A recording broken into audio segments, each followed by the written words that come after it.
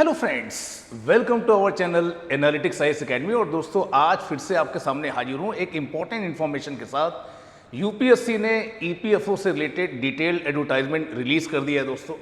और जैसा कि हमने पहले भी आपके साथ डिस्कस किया था, जब इसका एक इंडिकेटिव एडवर्टाइजमेंट आया था कि ये वैकेंसीज आने वाली दोस्तों, और इसके बारे में एक डिटेल्ड अनाउंसमेंट यूपीएससी ने किया है जिसमें 3 इंपॉर्टेंट चेंजेस है दोस्तों। ये चेंजेस क्या हैं एग्जाम के पैटर्न में, इन्हें जानना आपके लिए बहुत ज़रूरी है। और देखिए, इस सेशन का उद्देश्य यही है कि आपको इन चेंजेस के बारे में, ये जो 3 मेजर चेंजेस यहाँ पर इंट्रोड्यूस किए जा रहे हैं, इनके बारे में आपको बताया जाए।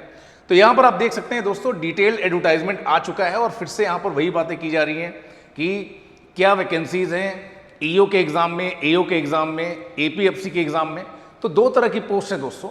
But unlike previous exam dear friend, this time certain important changes that have been introduce. तो ये जो डिटेल नोटिफिकेशन आया है 2025 के ईपीएफओ एग्जामिनेशन के लिए, उसमें कुछ महत्वपूर्ण चेंजेस है दोस्तों। अब यहाँ पर देखिए, बात की जा रही है पहली बार दोस्तों एक कंबाइंड रिक्रूटमेंट टेस्ट की। तो एक पेन और paper base combined recruitment test होगा दोस्तों।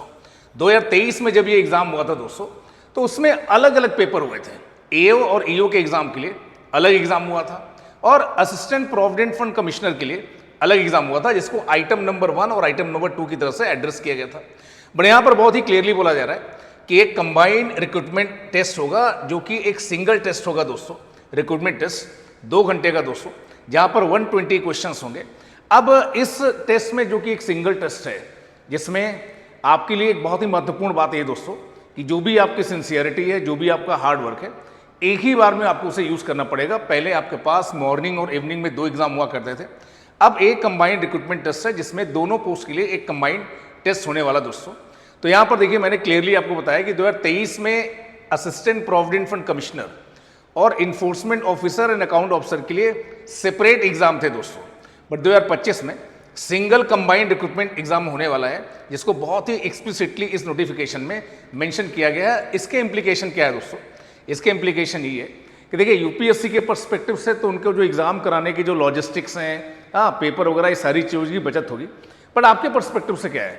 आपके पर्सपेक्टिव से ये है कि आपको एक ही एग्जाम में अपना सारा हार्डवर्क, अपनी सारी सिंसियरिटी, अपना सारा इंटेलिजेंस शो करना पड़ेगा।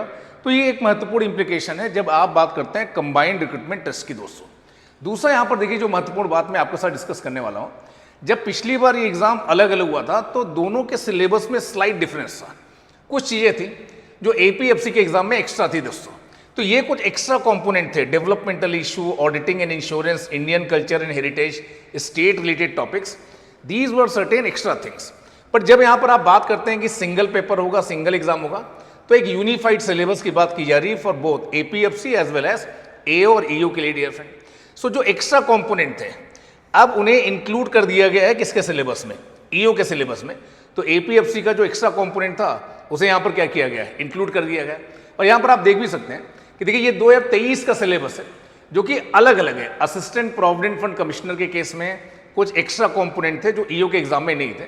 बट यहाँ पर एक कंबाइंड सिलेबस की बात की जा रही है, जिसे यहाँ पर आप देख रहे हैं कि एक सिंगल एग्जाम होगा, एक कंबाइंड सिलेबस होगा दोनों पोस्ट के लिए, एपीएफसी के लिए भी और एओ ईओ के लिए भी दोस्तों। तो ये बात भी आपको ध्यान में रखनी पड़ेगी। और जहाँ तक देखिए रिक्रूटमेंट टेस्ट के बाद इंटरव्यू की बात है, तो वहाँ पर भी देखिए कुछ इंपॉर्टेंट चेंज आता हुआ है, यहाँ पर आपको दिख रहा है। 2023 का जो एग्जाम था दोस्तों, उसमें इंटरव्यू में मिनिमम मार्क्स की बात की गई थी सभी कैटेगरीज के लिए, इंक्लूडिंग फिजिकली हैंडीकैप के लिए। ये कैटेगरी यहाँ पर आप देख सकते हैं, इस बार ये मिसिंग है दोस्तों। इस बार ये कैटेगरी यहाँ पर आपको मिसिंग देख रही है। तो अगर आप एक स्लाइड में देखना चाहें कि 2023 और 2024 के नोटिफिकेशन में क्या इंपॉर्टेंट चेंज है, तो सेपरेट एग्जाम था ईओ, एओ और एपीएफसी के लिए। इस बार कंबाइंड रिक्रूटमेंट टेस्ट है दोस्तों। पहले एग्जाम मॉर्निंग में ईओ, एओ का और इवनिंग में एपीएफसी का एग्जाम होता था। अब एक सिंगल एग्जाम होगा, ऐसी संभावना व्यक्त की जा रही दोस्तों। सिलेबस में डिफरेंस था ईओ के एग्जाम में और एपीएफसी के एग्जाम में। यूनिफाइड सिलेबस की बात की जा रही है। अब यहाँ पर आप देख सकते हैं कि कुछ एक्स्ट्रा टॉपिक्स थे जो पार्ट नहीं थे किसके, ईओ एग्जाम के, उन्हें अब इंक्लूड कर दिया गया है।